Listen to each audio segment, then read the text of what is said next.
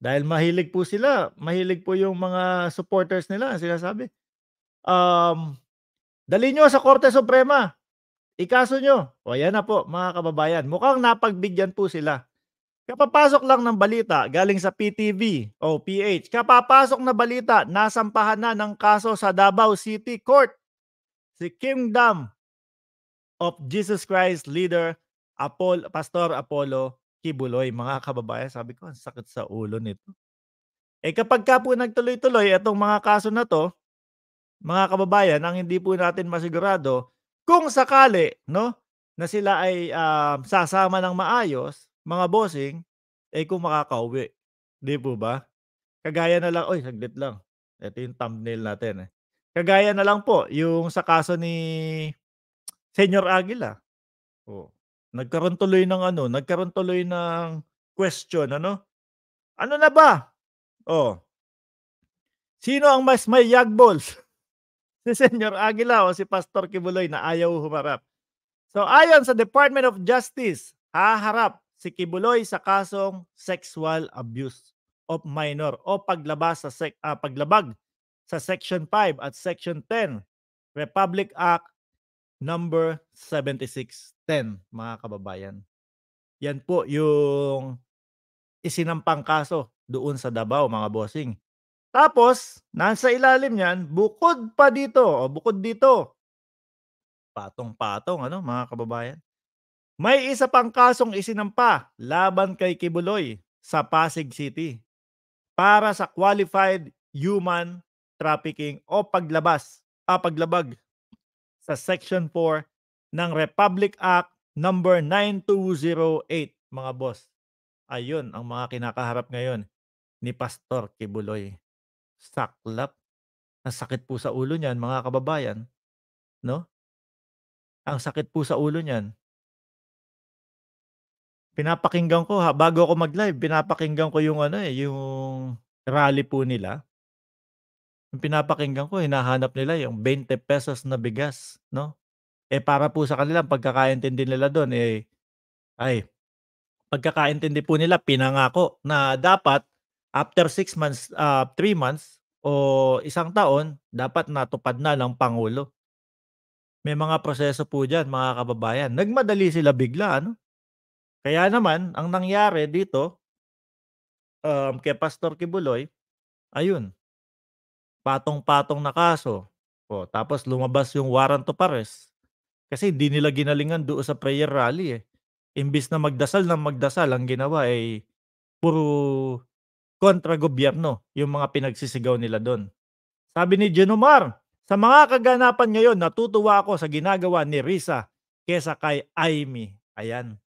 Totoo po 'yan, mga kababayan, 'no. Ako din po napapansin ko, mga bossing, na talagang nagsha-shine etong dalawang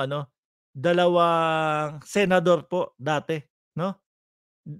Si Senator Trillanes at eto naman pong si Senadora Risa Ontiveros. Kaya nga sabi ko, naku malamang sa alamang po, eh, sa susunod na eleksyon hindi malayo na may ilang mga dilawan 'no, o ilang mga senador galing sa dilawan ang makapasok po at manalo. Dahil po sa mga sitwasyon ngayon at nangyayari ngayon, mga bossing.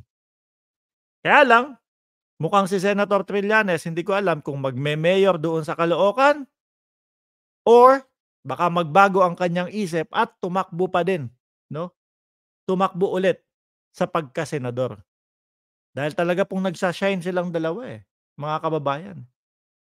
Sabi ni Richard Bilang, "Lindol nga at bagyo napapa-stop niya.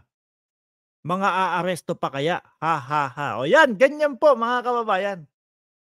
Abangan, hehehe, sabi nila. So yung pangatlo natin mga bossing, eto po talaga yung naaano ko sa kanila. Eto po talaga yung napapansin ko doon sa mga sumusuporta kay Pastor Kibuloy, mga kababayan. Iisa po ang linyahan nila ngayon, 'no? Siyempre unang-una galit sila sa Senado, 'no? Galit sila sa Senado kasi nga, eh, panggigipit daw po, 'no?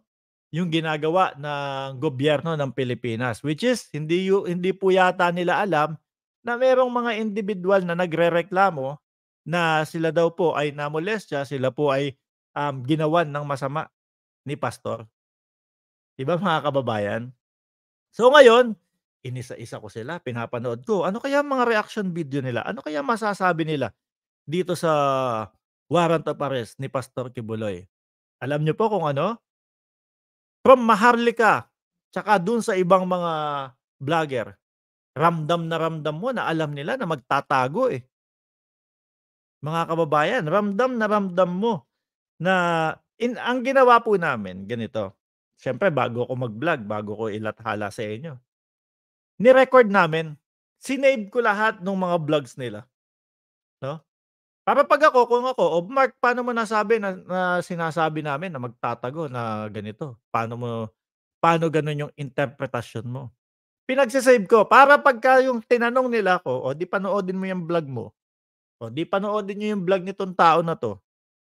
Sige nga, sabihin niyo sa'kin kung hindi pagtatago yung kanilang ipinaparamdam sa mga viewers nila." Oh, iisa lang po ang sinasabi nila, "Kung mahahanap niyo si Pastor Kibuloy." Biruin niyo yun ano? Senado po.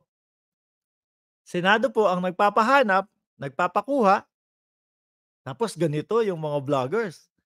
O kayo parang sinabi na nila, "Kayong Senado, naglabas kayo ng warrant. Pero ang tanong, kung makikita niyo si Pastor Kibuloy." Ibang klase ano mga kababayan? So sabi ko, "Aba, mukhang nakakaamoy ako dito sa mga vloggers na ito, ah. Mukhang alam nila na magtatago si pastor, ah." Oh, wala si Zubiri, nasa ibang bansa kasama ni PBBM kaya na-late ang pagpirma niya. Hindi niyo ba alam? Eh, naku po nung isang araw pa po dumating 'yan, 'no?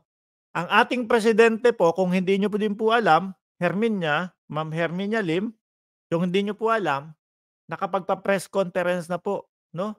Nakausap niya na yung mga gabinete niya at nando'n si Inday Sara Duterte, Lunes po. Oh, si ano si Zubiri, pahinga muna, nagtulog muna, masakit muna yung kamay. Gano'n po ba 'yun? Kung sabay-sabay silang umuwi, yung ating presidente, kinausap na yung mga gabinete niya at nandoon pa po si Inday Sara Duterte, ano si Zubiri, oh, delaying tactic sana. Pero siyempre nakalampag po 'yan, mga kababayan.